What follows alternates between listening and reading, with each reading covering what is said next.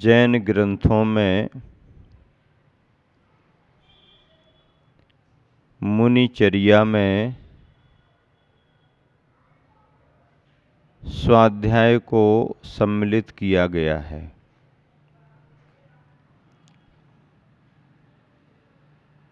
स्वाध्याय उपयोग को लगाने का एक बहुत अच्छा माध्यम है।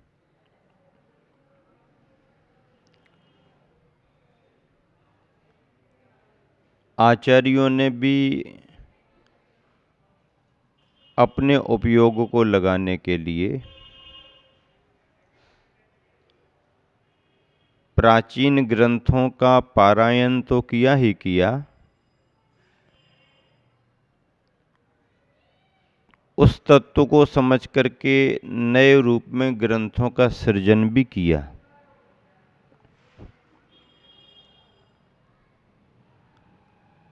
लेकिन स्वाध्याय स्वाध्याय ही है।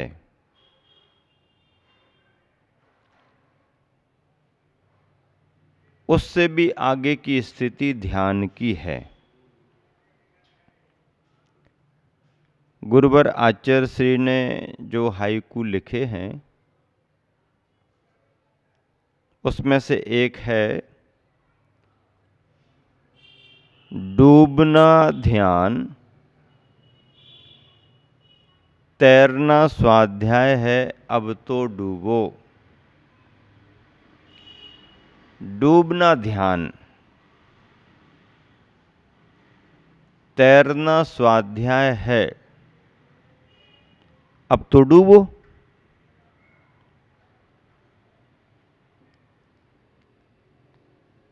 इस हाइकू में स्वाध्याय और ध्यान की बात कही गई है। उदाहरण भी लिया गया। कौन सा उदाहरण? तैरना और अंदर डूबना।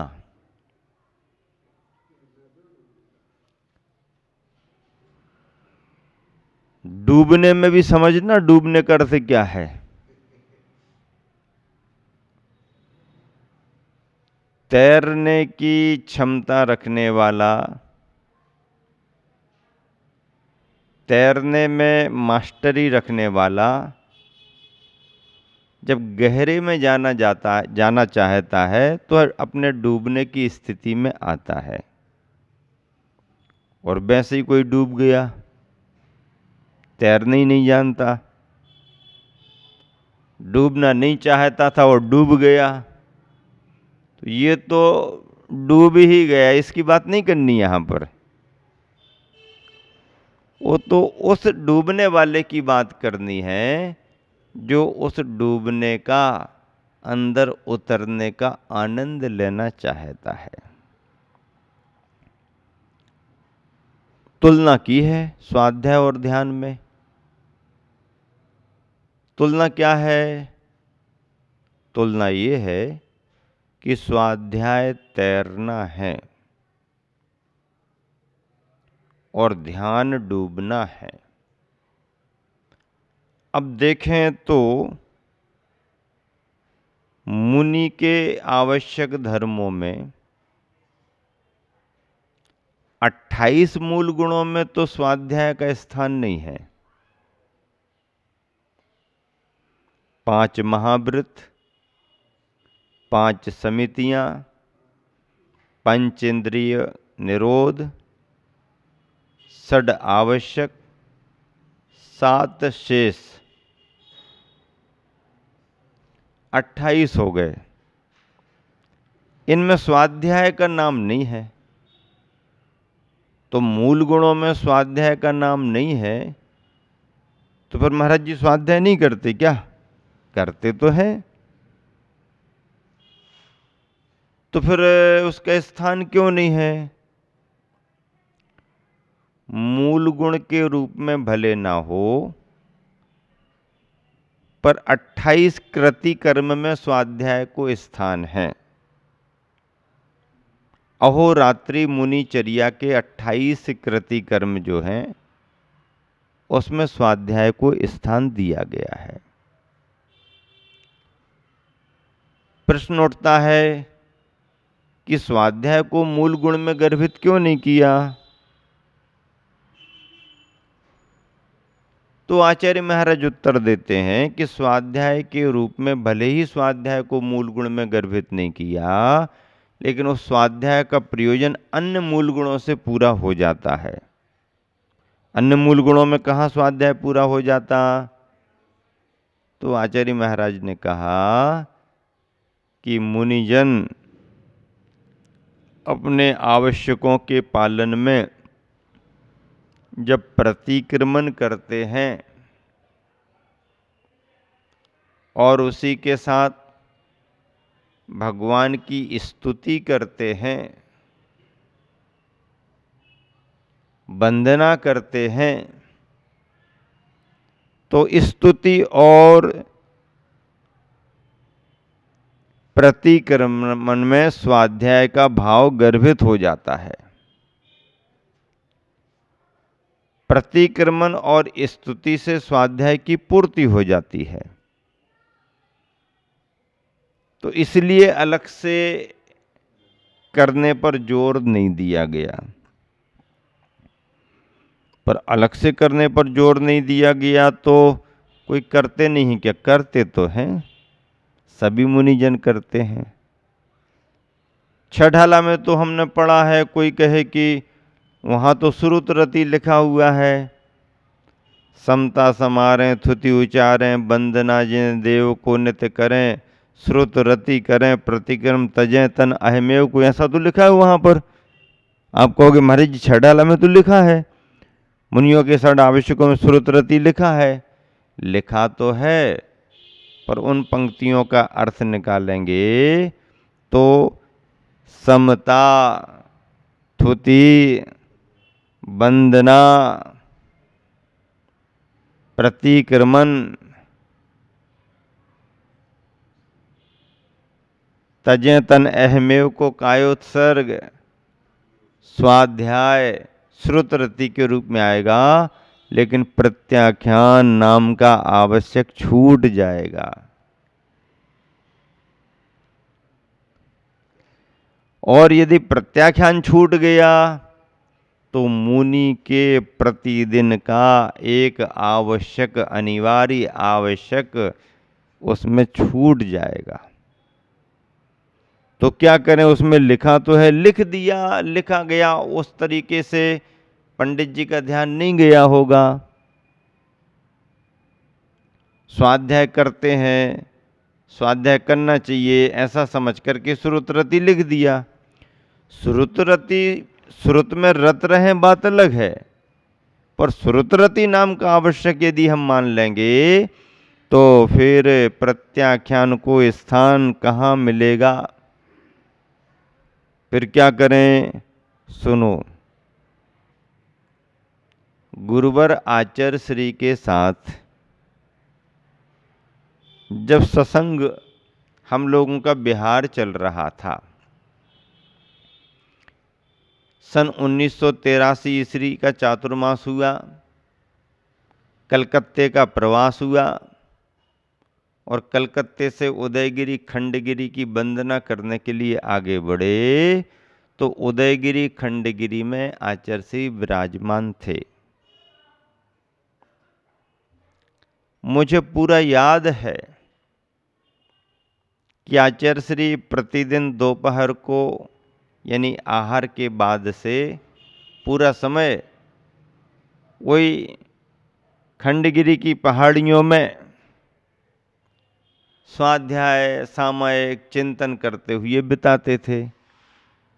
और भी संघ के सभी महाराज रहते थे और हम तो आचार्य श्री के पीछे ही लगे रहते थे, हम तो छोड़ते ही नहीं थे। जहां आचार्य श्री बैठेंगे उन्हीं के पीछे अपन को बैठना। जिस समय आचार्य श्री उठ गए उस समय अपन को उठना। आचार्य श्री जिस दिशा में आगे बढ़ गए अपन को पीछे लगना, छोड़ना ही नहीं। और जरा यहां वहां अपन हो गए तो आचर्षी का ही ध्यान चला जाएगा थोड़ी देर में। कहाँ नई नई दीक्षाएं थी, गुरु के साथ रहने का आनंद खूब आता था। अच्छी खूब गुरु की सेवा करना और गुरु के साथ दिन में भी रहना, रात में भी रहना। बिहार चलता था। 8 दिन के लिए उदयगिरी खंडगिरी में आचर्षी रुके थे। एक दिन दोपहर की बात है, सामयिक से आचर्षी उठे। कलकत्ता वाले श्रावक बंधु भी थे, तो वो भी उस समय तक फ्री होकर के आ जाते थे भोजन पानी करके। वो भी अपने दर्शन वंदना करके आचर्षी के पास बैठते थे। हम लोग भी वहीं पर आचर्षी की चर्चाएं सुनने को बैठ जाते थे। तो आचर्षी ने अचानक कहा, देखो एक नया चिंतन हमारा हुआ है। क्या आचर्षी नया चिंतन? ये छठाला में जो 2 पंक्तियां लिखी हैं ना, षड आवश्यकों को लेकर के महाराज जियों की, अच्छा इस पर भी गौर क्यों गया, आचार्य श्री का विचार क्यों गया? क्योंकि आचार्य श्री ईसरी से कलकत्ता को विहार करके गए। कलकत्ता से आचार्य श्री इस तरफ आए तो बहुतायत लगभग प्रतिदिन ईसरी से कलकत्ता तक के मार्ग में प्रतिदिन, और कलकत्ता से उदयगिरी खंडगिरी में अनुकूलता देख करके जब कभी भी समय अनुकूलता हुई तो आहारचर्या के पहले, जंगल से फ्री होने के बाद, जब आहारचर्या के लिए निकलने का समय उसके पहले लोग दर्शन पूजा कर रहे, उस समय आचर्षी 6 ढाला की 6वीं ढाल पढ़ते थे। 6वीं ढाल में आचर्षी का उपयोग बहुत लगता था और हम लोग भी साथ साथ में पढ़ते और सुनते थे।